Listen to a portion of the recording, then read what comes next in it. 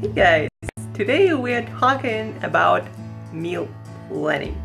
I'm gonna walk you through real quick my 5-step meal formula. But before I do that, before any kind of meal planning, you gotta ask yourself, what are your priorities right now in your life when it comes to nutrition? Are you trying to increase health, longevity? Are you trying to get more energy, improve all of it? Are you trying to lose weight? Like, you gotta have some priorities in order to put some constraints on your meal planning. Otherwise, you'll never get anything done. And another thing, important thing to consider, guys, like, I might think that broccoli and fish are great ideas, but if you really hate them, there is no way you're gonna stick to it.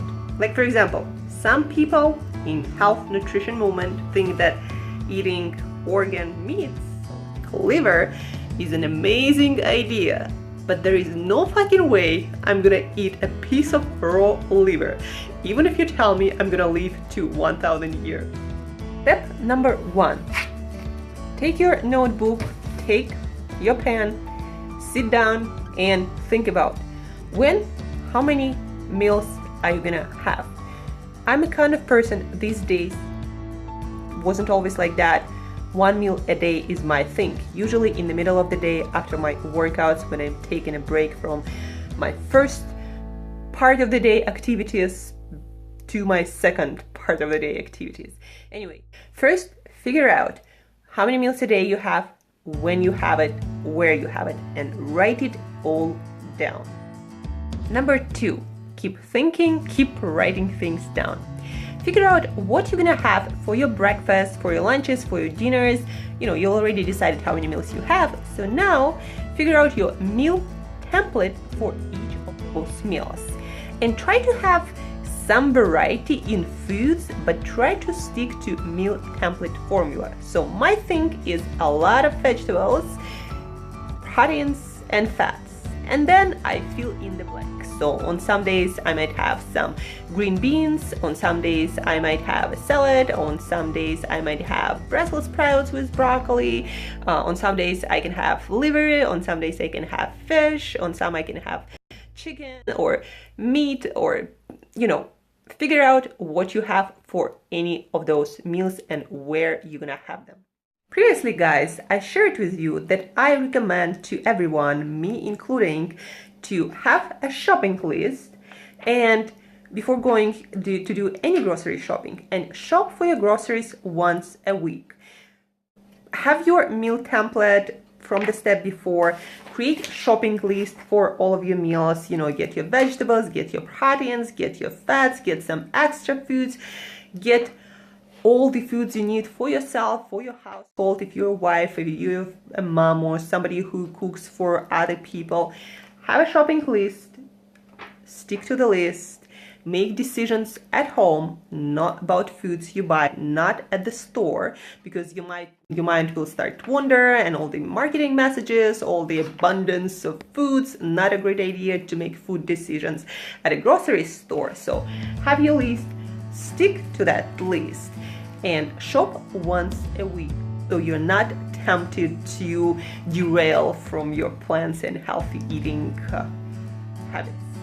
Next one, time allocation. Guys, you're a human being. You need to make the time for cooking or arrange someone to cook food for you.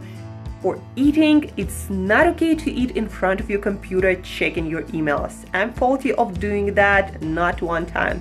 I don't do that anymore because that backfired on my digestive health, on my energy levels, on my stress levels.